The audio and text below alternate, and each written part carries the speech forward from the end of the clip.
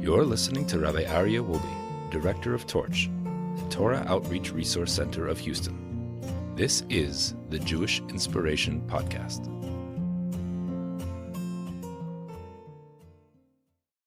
So good evening, everybody. It is so wonderful to be back here at Mussar Monday. Tonight, we are going to start a completely new subject. I thought it might be a very, very good idea to at least learn the first chapter of the Ramchal's book of Mesillas Yesharim, which is the path of the just, or way of the upright. And I think it's really an amazing book. And I'll just tell you a few things from the introduction of the Ramchal, and then we'll go straight into the first chapter. The Ramchal begins by telling us that I did not write this book to teach you anything you don't know. Because you know it all. You're all wise people, you're smart people, you're capable people, you're talented people, and you know a lot. And you're not going to learn anything new. So why am I writing this book? Because of all of the knowledge we have in these areas, we lose sight of it. And we don't recognize. You ever look for your keys and the keys are right there in front of you, but you just don't see them? Why? Because you're so used to seeing them so you don't recognize them. You ever paint your house and you're like, wow, I love that color. And how long does it take for you not even to realize that the color has changed? Right? It's about a week or two and you're done. You see new drapes and it becomes normal and you don't even realize how special it is. You buy a brand new car and you're like, that leather smell, that new car smell, how long does that last? Not long. You think that I'm going to have this freshness, this newness forever. Right? It's always going to be like new. I'm always going to take care of it like it's new. And it just lasts a week, maybe 2 weeks, 3 weeks. You start throwing your coffee cups down. No, of course not. No. Right? But it's just a matter of time till you get it. So what Ramchal is teaching us here is telling us first is in the introduction is that because these things is so common for us, we don't even pay attention. I'll give you another example. Is there anybody here who doesn't think that anger is terrible? Or show your hands if you think anger is okay. Anger is perfectly fine. No, nobody. We all agree. Yet do any of us get angry? One of the great muscles that we have that if we don't exercise it, we lose it, is an example I've given numerous times. We're all capable of being givers. But if we don't exercise the giving muscle, then we stop being givers. You have to exercise that muscle. We all know that giving is a very important thing, but yet sometimes we fall short of our responsibilities because we just haven't exercised it. We haven't thought about it. We haven't. What the Ramchal is dedicating this book to is not things we don't know. It's things we know. But it's things that because we know them so well and they've been repeated multiple times throughout our lives in great lengths sometimes. So we know it. And we don't, anybody know that anybody, can I ask just a random question, okay? Anybody know what the speed limit is here right on this road? I have no idea. We assume that the city speed limit is 35, right? It's the city speed limit. But do we notice every time we pass a speed limit sign that, okay, I'll remember now 30? No, because we saw it about 50,000 times already. So because we know it so well, we sometimes don't even know it. And we're driving 55. And we're driving, exactly. And also we're driving too fast to even notice, right? That's right. So the first thing Ramchal is telling us in his introduction is I'm not telling you anything you don't know. Everything I'm going to tell you, you know already. However, because it's so common, because you know it so well, you don't pay attention to it. It's a very important point. Now, the next thing he says is that you have different types of people. You have the really, really smart intellectualites, these really smart people. And then you have scientists and you have all these different, and people think that only the dense-minded, only the small people really work on their traits. You know who works on their anger? The guy who's limited on his intellectual capacity. That's the guy who works on his traits, because us intellectual people, we're busy dealing with, with the stars and the moon and all of the other galaxies, and we can tell you how to send a rocket to the moon. But, but for us to work on our traits, and it's funny because if you look at all of these philosophers, the great philosophers, that the worst traits you can possibly imagine. The worst traits. They were arrogant. They were selfish.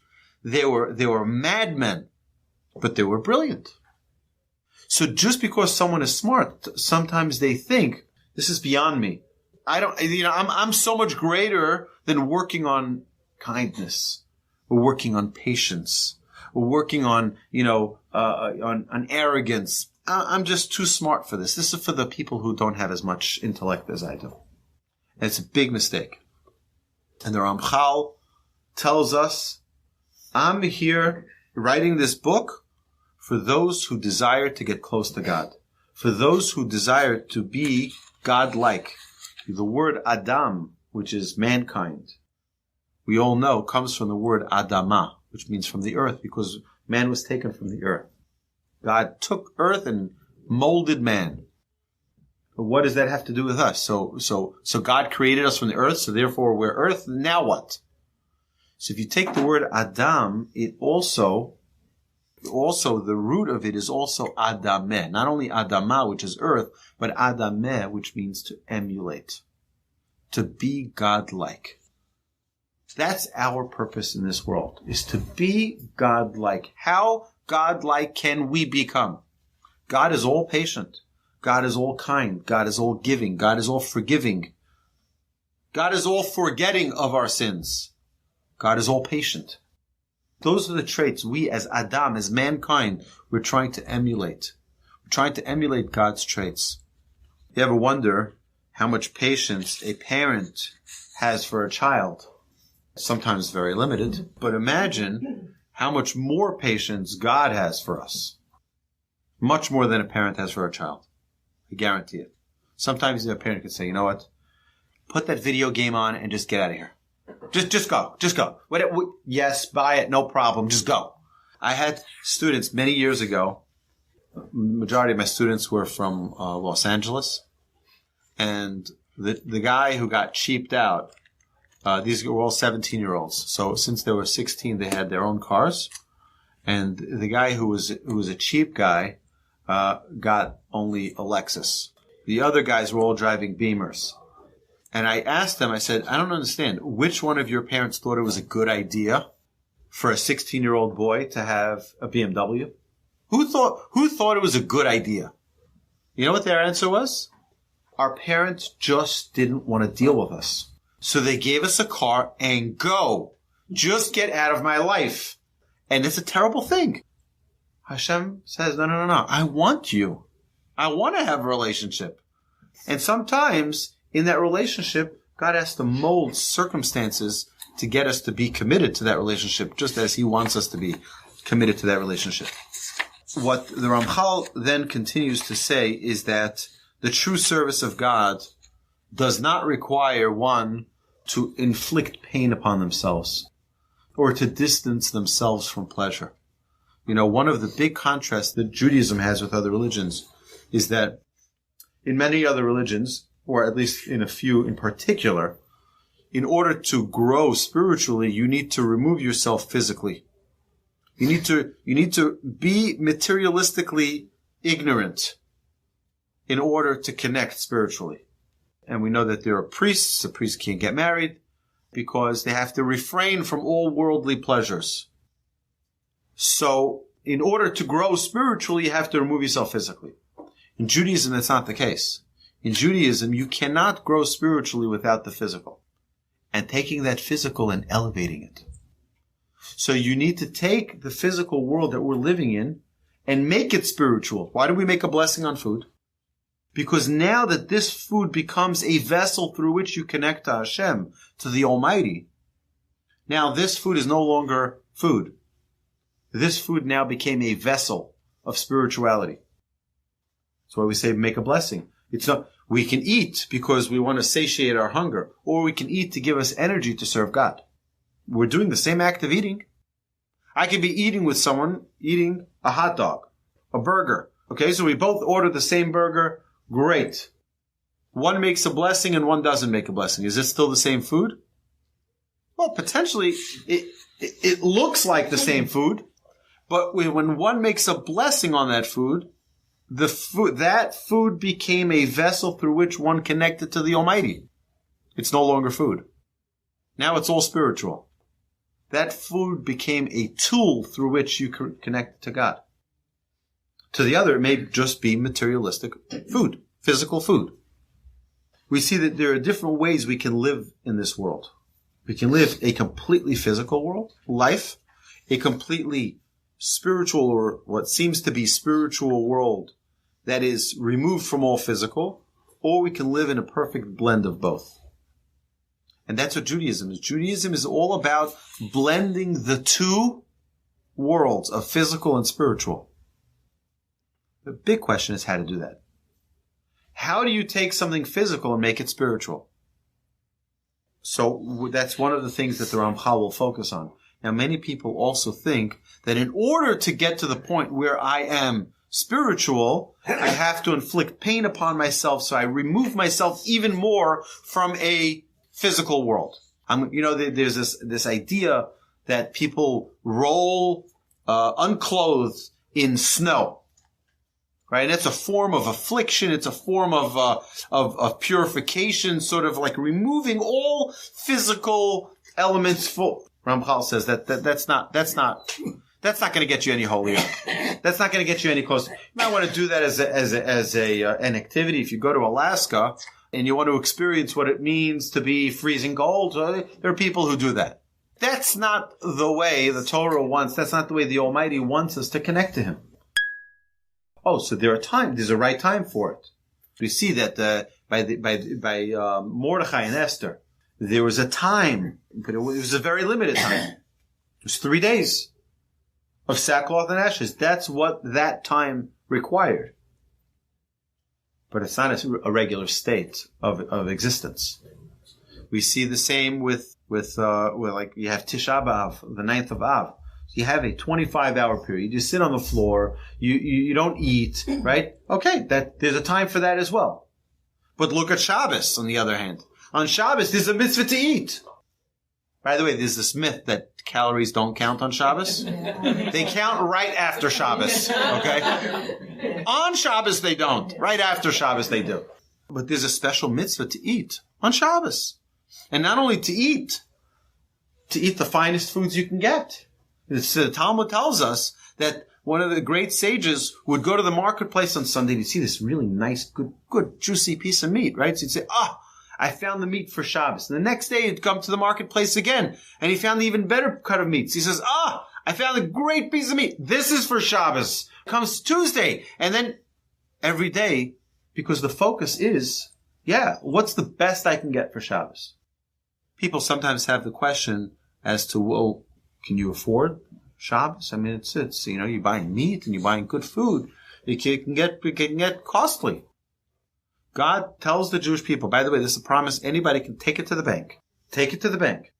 Levu alai v'ani porea. Borrow on me. You don't have money? No problem. For Shabbos, borrow on me, I pay you back. I got you covered. It's a promise from God. Try it. And if you do have the money, you better spend it. But if you don't have the money, you're cautious. Oh, well, I don't know. You know what? God says, I'll cover that expense. And that expense does not include, it doesn't go into the account of the set amount of income that one is designated for Rosh Hashanah. On Rosh Hashanah, one of the things that we have judgment on is how much money will we earn that year. From Rosh Hashanah to Rosh Hashanah. The money for Shabbos is not included. That's on top of it. Depends on what you spend. You might as well eat good food. God is saying, eat on me. It's on the house. Order anything you want from the menu. It's on me. Do it for the honor of Shabbos. So, it's just another idea of how the Jewish people don't run away from materialism. We don't run away from delicacies. On the contrary, there's a right path through which we connect with delicacies and materialism. Not just for self-gratification, but for glorification of God. And again, we're living in a culture or in a world where that's sort of, it's like, well, isn't that hypocritical? Isn't that, how can you be godly and be physical? We'll get to that. Any questions so far? A shy crowd here. Okay. Will God give you a credit card? Yeah. Absolutely. Let's begin with the beginning of the first chapter. The beginning of the first chapter is as follows. Yesod HaChasidut V'shoresh HaAvodah HaTmima Hu, I'm going to translate every word, Hu she'yitbarer v'yitamet etzel ha'adam ma chovat bo'olam. So the Ramchal begins in the following way. He says, Yesod HaChasidut, the foundation of true piety, V'shoresh HaAvodah HaTmima, and the root of perfect service of Hashem. We focus here for a second on the words. We gave two different types of definitions. We gave the foundation of true piety, foundation, and the other is the root of perfect service of Hashem. Anybody notice two different types of things here? One is a foundation, and one is a root. What is a root? A root of a tree. A root grows organically. What is a foundation? Foundation is man-made. You dig down, you put the bricks, and you put all of the foundation that's necessary there, all the cement or whatever it is, and the deeper the foundation, the taller the building. The wider the foundation, the wider the building. It all depends on how you built the foundation. You built a solid foundation, you can build a solid building on top of it. You built a weak foundation, you'll have a weak building on top of it. But that is all in your hands, so to speak. It's something which you control. It's something which is in your hands. It's your choice. What is something like a root of a tree that grows organically? You got to give it time. The more you water it, the more you nurture it, the stronger, the bigger, the taller, and the deeper it gets. These are two separate functions. My grandfather mentions this when he talks about education, educating children. He says you need these two functions for education. You need the function of planting, and you need the function of building. At times the child needs encouragement, the child needs, he needs to be built, and that's when you're doing that building. And there are times you just have to let it grow. Let the child grow. And you can't, think about it like this. I had a friend of mine who brought over to my house an etrog tree, a citrus tree. And it was this little citrus tree. And we planted it. And of course you have to wait 3 years because you have the laws, the Torah tells us you can't touch a fruit tree for the first 3 years. You can just gotta let it grow wild. After 3 years, then you can start enjoying from its fruit. Imagine that after, forget a fruit tree, but you have, my children sometimes, they bring home this little cup with dirt in it. I'm like, what's in that cup? They're like, oh, if we water it, my teacher told me that if you water it, then, we're going to start seeing it grow. Oh, okay. And then we'll find out. So what happens? Let's see, you water a little bit, water another little bit, water another little bit. And then a few days later, you start seeing the buds coming out. Like, oh, it's so exciting. The buds are there. But you know what? I want it to be a full tree already. So let's grab those buds and let's pull it out, right? So that way it becomes a tree. What's going to happen? You're going to ruin your whole plant. Why? Because you're going to pull out its roots. You can't force growth of something organic. Right? You have to let the growth, you have to let the roots take their way, let them establish themselves so that it can continue to grow. So we have these two ways in which we grow as human beings. There are parts of us that need to be built and parts that need to get their roots in. Just a few examples of this. If you try to teach a 4-year-old how to drive a car, you might be devastated that your car got crashed and you can't figure out why. Right? I don't understand. I told them what to do. And I understand why they just don't follow instructions, because they're not exactly at that time ready for this kind of information. That doesn't mean that there isn't one kid in China who can ride a tractor or drive a bus. Okay? We're not saying that there isn't somebody out there who is skilled in those areas. And there are children, these miracle babies who, 2 years old, they can read the whole book of Harry Potter and understand it. And they have the greatest vocabulary in the world. And they can pass any of those games, the game shows. What are they? Wheel of Fortune or any of those, what are those, like Jeopardy. So talented. That's not the majority of us. We all have these two functions. One is that we need to be built, and that, by the way, for the most part, is the responsibility of a parent, is to build that child, is to give them the support and to give them the encouragement and to give them the freedom when needed as well, but to keep on building. That's a parent, and that doesn't really stop at any point. They say, oh, well, they're 18, goodbye, get out. This is a constant life job of a parent, is to build and to build and to build. But then we have another part, which is organic. And this, for example, our sages tell us, is that the Mishnah says that at the age of 3, a child learns one thing. At the age of 5, a child learns another thing. At the age of 10, a child learns another thing, not one thing, but right? So at the beginning, when a child is able to talk, they start teaching them Torah tziva lanu Moshe. This is the first, you teach them emunah. You teach them faith. First thing you teach a child is to say, Torah tziva lanu Moshe. The Torah was commanded to us by Moshe, so that you right away instill in that child faith in Hashem, in His Torah. That's how you start. Then, when they're 5, they start learning Chumash. They start learning the Torah. When they're 10, they start learning Mishnah. When they're 15, they start learning Talmud. When they're 13, they're obligated to mitzvot. For males, for females, it's 12 years old. And we discussed that, the 12 and 13 year, why it's 12 for a female and why it's 13 for a male. We discussed that in our Talmud class on Fridays at 12 o'clock. Lunch and learn. Be there. And then at 18, that's time to get married. There's a time for everything. When you're 20, when you're 30, when you're 40, and you're 50, you're 60, 70. Each one, the Mishnah in Pirkei Avot, in Ethics of Our Fathers, gives us an exact responsibility of what we're obligated to at that time, or what we mature to at that time. Why? Why can't I teach them Talmud when they're 5 years old? Because you'll do damage to the child. They're not ready for it. There's a right time for things. You have to let them grow organically. It needs to come at the right time. You can't force it on the child. You can't force it on an adult. Someone comes to work for you, you expect them day one, let's go, do this, do this, do this, do this. You come the next day, like, where are the jobs I gave you? I can't remember everything you said. What do you mean you can't remember? I told you. You understand, it takes time for them to acclimate to their new environment, to figure out what needs to be done. And that's a normal state of our growth. So we have these two functions.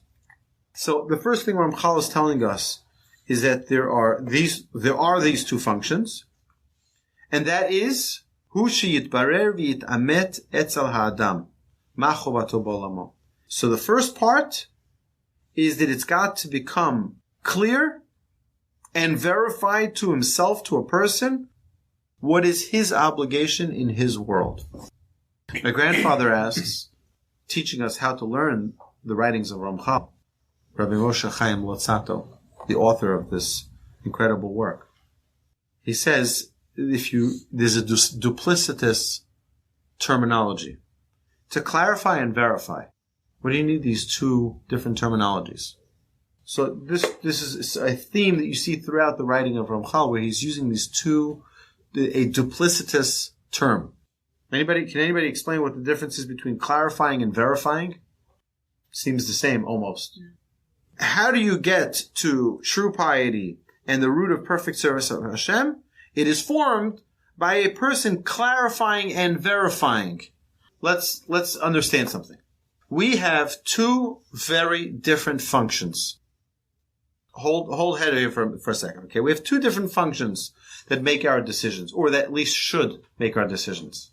I'll tell you a story, and I've shared this story before here. I got a phone call from a dear friend of mine. He says to me, what do I do? He says, my wife called me up. She went out shopping, and she said she found this amazing dress for 70% off, and it's only $350. And she wants to know if she should buy it. And he says, he was a young guy, said, $350? What? We're not going to a wedding. We don't need to, it's like, what, $350 for that? Absolutely. Are you crazy? We can't afford that. You know we can't afford that. She says, but it's 70% off. You know how much money I'm saving? Do you understand? And he says, but we can't afford it. Now, what's this argument that's going on? What's going on is that she has an emotional desire to buy this garment. It's her heart. He has his intellect, which tells him we can't afford it. I don't care how beautiful it is. I don't care why you want it. I don't care how many % off. But, right? So you have these two functions. The desire, I want this. And on the other hand, the intellect which says this is no good. I'll give you another example. Someone who you don't like says something. You don't like this person for whatever reason. And you want to say something and just bite back at them. So you have that line, it's ready to go. It's a zinger of all zingers. All right. And you're going to lace into them, and it's the perfect crowd because you can embarrass them and you just got them nailed, right? So your heart is saying, go get him, get him, get him. And your intellect says, you know something? Not the right thing to do. As much as I want to, it's just not the right thing to do. So it's not the question of which one. The question is, who's going to win? Who's going to win? The intellect or the emotion? That's the real question. A person wants, you have, someone is saying about how great their new boat is. Oh, they just bought this little, jet ski, and you want to one-up them and tell them, when I was a kid, I rode those kinds of things. Now I ride fast things. You want to one-up them, right? So you want to gloat. You want to show off. Your emotion tells you, I really want everyone to know how, but your intellect is telling you, you know what? Maybe, hopefully, if your intellect works properly, hopefully you would tell you, you know what? Let them show off and let them be proud of their thing, and don't steal their thunder. But who's going to win? How many times do we just want to say something and we can't hold ourselves back? Even though we know it's going to do us damage. Ask any married man. Don't say it. Just don't say it. No, you have to say it. Why did you have to say it? Just hold back. Keep quiet for another 10 more minutes and you're in the safe zone, right? No. Right? You agree? All the time? Because we get used to following our emotion versus our intellect. If you look at television, or if you look at movies, or if you look at, it's all targeting your emotions. That's all it is. You watch a football game. Guess what? As soon as it's getting exciting, timeout. Okay, now they're going to take a 5-minute commercial and they're going to try to sell you anything from buffalo wings to cars to shampoo and everything is going to sell. They're not going to be sad people like, I really can't afford this car. This is terrible. Bad decision. Right? No. It's going to be like, woo! Happy holidays, right? A brand new car, 0 down, 0 APR, 0. Just come in, sign, and go. They're trying to work with your emotion. And look how beautiful that car is. And it comes with a big, huge ribbon on top, right? And you go to the store and it's like, no ribbon, right? They're dealing all with our emotions. And that's the problem, is that we're not exercising using our intellect enough. So what the Ramchal is telling us, number one, is you have two functions, your mind and your heart. Now let me ask you a question. Anybody know why the Golan Heights is so important to the state of Israel? The Golan Heights. Why is it strategic advantage? Because it's up high. Whoever's on high controls, right? It works the same in the physiology of man. Animals are all horizontal. Most. We're all horizontal. Man is vertical. Why? Well, not only because we're higher, because your mind is supposed to be your primary function. You're supposed to follow your mind, not your heart. The problem is sometimes it doesn't get up to the top because we are so instinctive and impulsive with our actions and reactions. So we don't end up using our mind properly. So instead of becoming people who use our intellect to make our decisions, which is at the top, we skip the top and go straight to our heart. See, the reason why animals are all at the same height is because, has anyone ever seen a camel with a college degree? Anybody ever see a cat worrying, where am I going to get food for my children tonight? How am I going to feed them? What's going to be on the table for Shabbos? Right? You never saw a cat worrying about that. Why? Because they live in a very, very different existence than we do. And they live in a world of much more trust of the Almighty. God feeds all of his creatures. Right? It's part of our blessings that we say every day, that God feeds all of his creations. Everyone, including human beings. Everybody. That's God's job. But we don't trust God enough. So we got to worry for it. We got to take care of it. Animals are, the word in Hebrew for animals is behema. Bet, hey, mem, hey. Which also, if you divide the word bet, hey, and mem, hey, it's two different words, which is ba, ma, which is within it is everything. You take a cat, for example, which is 1 minute old, and you put it on the rooftop. You know what'll happen? You look around. Nice place. Got a nice pad over here, right? He looks around. He walks to the edge of the roof. He looks down. Nah, not a good idea. Turns around, walks away. Take a 1-year-old baby and put it on a rooftop. Where do you think they're going? Right down. Why? Because we're Adam. Adam is like the earth, like we mentioned earlier. The earth, you need to plow. You need to sow. You need to nourish it. You need to teach it. Its instincts. You need to teach it. We grow like this, like what comes from the soil, from the earth.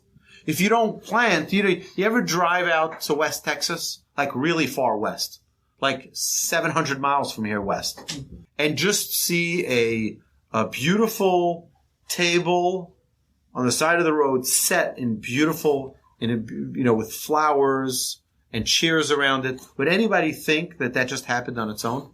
No, obviously, someone needed to do something to get it there. Would you ever go in the middle of a desert and find a beautiful apple tree? No, unless someone actually went there and planted it. These things don't just happen on their own. You have to plant it in order for it to grow. You need to do something for it in order for it to grow. Animals don't need schooling to get their instincts. A lion doesn't need to learn how to kill another animal in school. It's built in. They have this built in. Their instincts are built in. That's the same with this, as small as an ant. Even lice, which is the smallest of ants. It knows exactly where it needs to be, when it needs to be, how it needs to be, everything. All the way to the biggest animal. Have all its instincts built in. Now, it doesn't mean they can't learn tricks. It doesn't mean they can't ride a unicycle and juggle at the same time. But their instincts are the instincts. There was once an argument, they say, between the Rambam and other great philosophers, where they argued whether or not you can change the nature of something. And the Rambam said you can't change the nature. They said, well, why don't you come to the palace and we'll show you cats that can serve as waiters. We trained them. He says, but you can train them, but you can't change their nature. They said, oh, well, we'll show you. So they go in, he goes in and he sits down and they're about to serve the food. And indeed, the cats are coming out. And he said, you see, the cats are coming out with the trays and they're serving just like, it's unbelievable. Like, he pulls out of his pocket a little bag, and in the bag there's a little mouse. He lets the mouse go. They drop the plates and they run. Right? You can train it, but you can't change its nature. Right? You can't change its nature. It's all built in. Right? It's not because they were trained very well as children. It's in the nature of who they are. Man, we have a lot of things in our nature. One of them is that we're extremely lazy. You know why? See this pen, this marker? What happens if I leave go of it? Falls down. Guess what? We're just like this marker. We like to just relax, sit back on the beach chair, sit back on the recliner, get comfortable. We don't want to go out. We don't want to run. We have to. We might be motivated by career. We might be motivated by money. We might be motivated by honor. We might be motivated by a lot of different things. But by nature, we're heavy. We're lazy. That's the way we are. Ramchal talks about that. This way he starts right away in the beginning of the 6th chapter. That's where he starts. Ki teva ha'adam kaved me'od. The nature of man is that we're extremely sluggish. He doesn't want to just be in the air floating around. He just drops down and that's it. Leave me alone. That's the way we are. So how do we change that? Well, that's what the Ramchal is teaching in his book. How do we become people that go get him versus people who are just, this is the way it is. I'm just tired. I'm just, I'm old. Leave me alone. So that's what the Ramchal is dealing with. So now, we have these two different functions. We said, what are the two functions?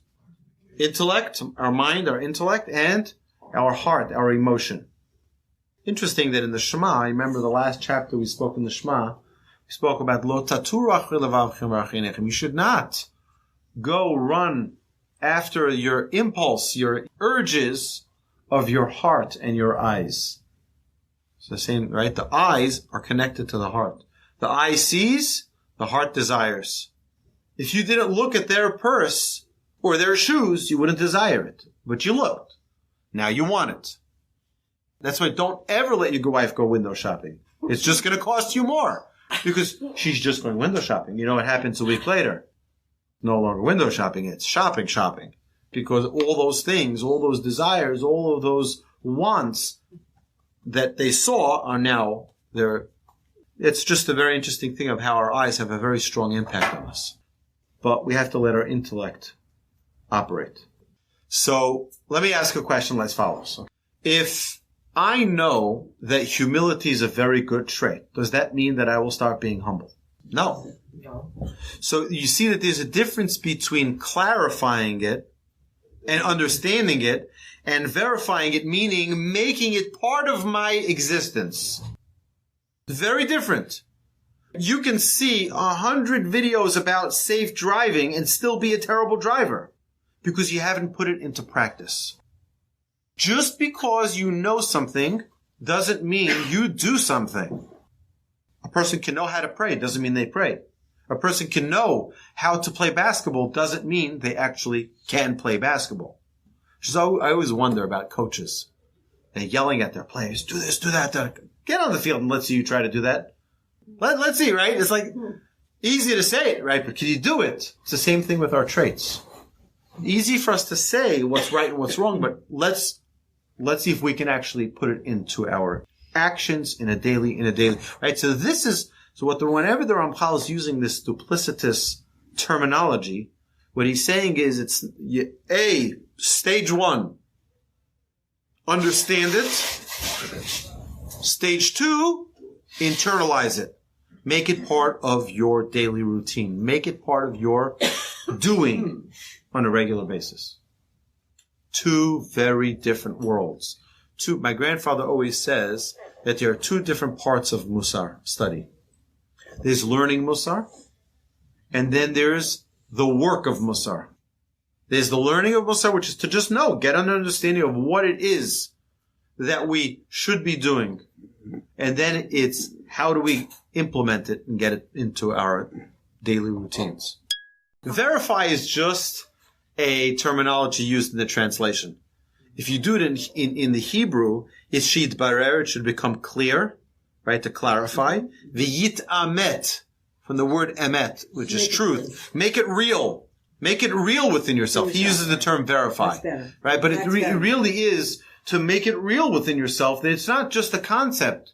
Oh, it's a terrible thing to yell. It's terrible, right? And they go, did you hear what I said? I said it's a terrible thing to yell, right? It's like people don't even realize that they could be saying something and they themselves not even following through on what they know is the right thing. You know, there are people, they could preach something and yet completely not live by what they preach. They don't live it. Why? It's not because they're evil people. It's because they haven't harnessed this mechanism of learning it, knowing it, does not mean that you'll actualize it. And that's what the Ramchal is identifying right in the beginning. Okay? It means it's not enough for you to have clarity on this. You also have to make it real. You have to implement it. Put it into your daily practice. So think about it. We all know that, I always say this, and we learned this previously, that everything that you see going on around you is a message. It's a message. You ever standing there with your friend and he sees something and you don't see it? Or she sees it and you don't see it? And you're like, you're standing right there. They saw it like, whoa, right? And you're like, what just happened? Like, you didn't see it. It was right in front of your face. Like, how can you not see it? Guess what? God didn't want you to see it. There's nothing you can learn from that story, perhaps, which is why God didn't want you to see it. The person right next to you had to learn a lesson. There was something that they needed to learn from that experience, which is why, or a message they were supposed to get from it, which is why they saw it and you didn't see it. You're right there. The Baal Shem Tov, I believe it is, that says that everything you see is like a mirror.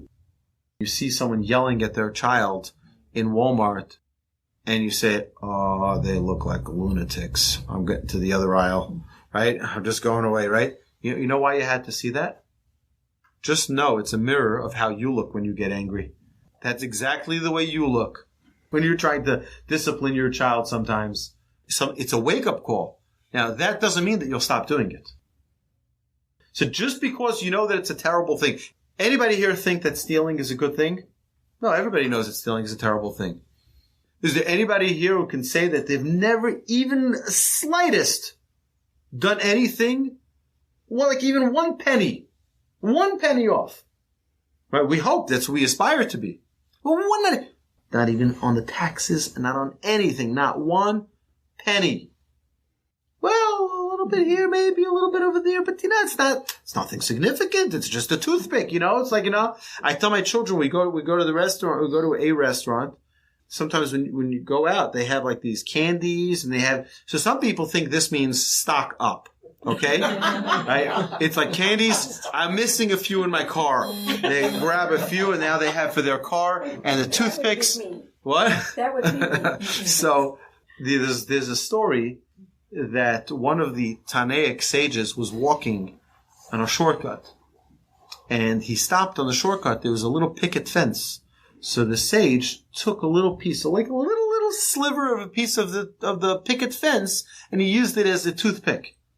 So the daughter said, the daughter of the landowner said to the rabbi, you have to pay for that.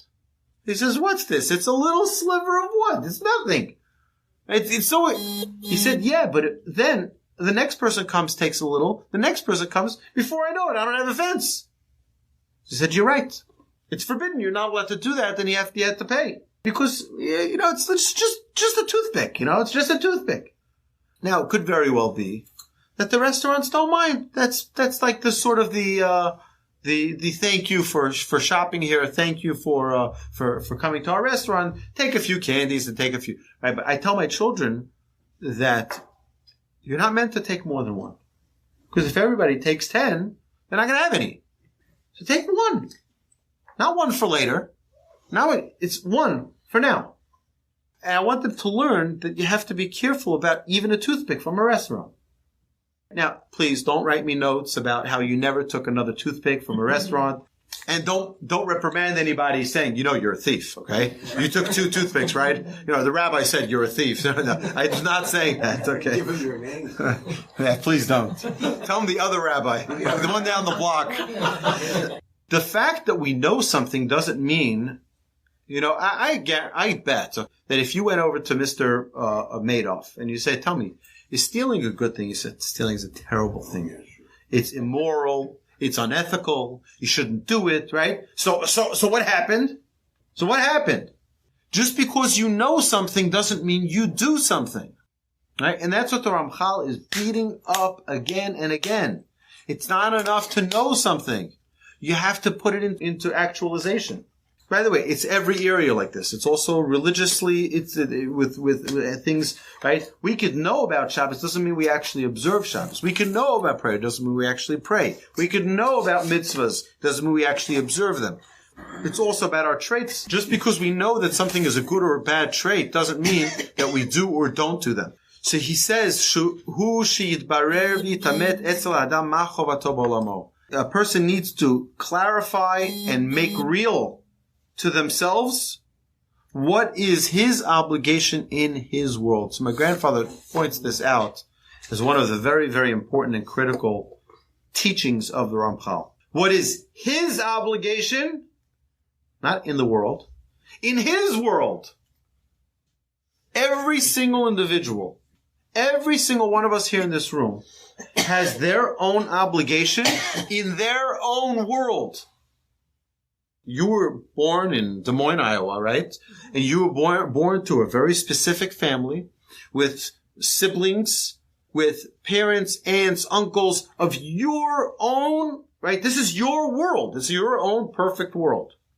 And you know what? You as an individual have your challenge that you need to perfect in your world. So now the person sitting next to you says to you, hey, that's so interesting that you do that. You know that you shouldn't do this or you shouldn't do that. And like not understanding perhaps what your world is.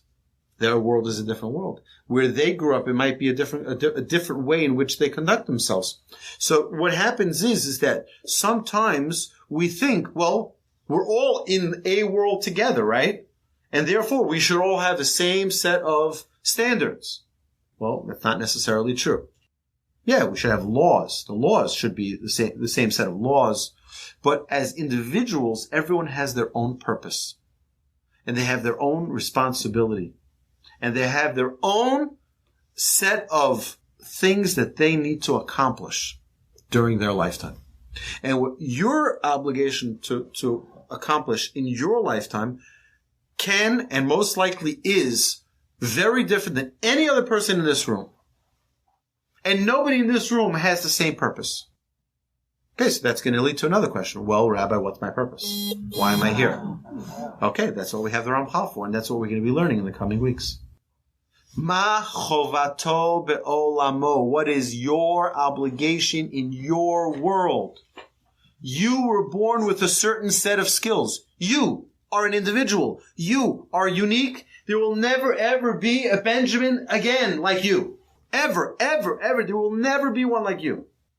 I wonder, well, why did God give me all of my characteristics, all of my life situation for what? So that I just be like another Joe? Why? God gave me exactly what I need to be the greatest me. Now I have to start investigating who is me? Who am I? That's our job. That's the entire purpose of what Ramchal is writing. Let's identify who we are. And then once we identify who we are, we got to make it real and actually focus our attention to accomplishing what we need to accomplish throughout our lifetime. So, I have a worksheet of understanding our own traits, which has a random selection of 13 positive traits and 13 negative traits.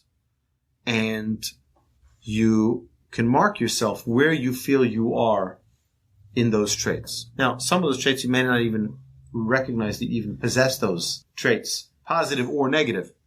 Like me, I never get angry. Doesn't exist. Well, you have to think into it. What is really anger? Arrogance? Me, arrogant. Right? And there are many different traits that are listed over there, and positive and negative traits. I'll be happy to send them out. God willing, next week I'll have copies for everyone. But to just get to identify that we are a unique individual. Every single one of us. There's no two yous. There never will be. Just like your DNA is different, just like your fingerprint is different, so too your personality is different, your purpose in this world is different, your uniqueness in this world is different. And your job, your obligation of what you need to accomplish on planet Earth is very special and different than what anybody else is required to accomplish in their lifetime. So our big goal, hopefully with understanding the coming teachings of the Ramchal, is to get as much of an understanding as possible into ourselves of who we really are and putting it into action. With that, my friends, thank you so much. Have a good evening. Thank you for joining us.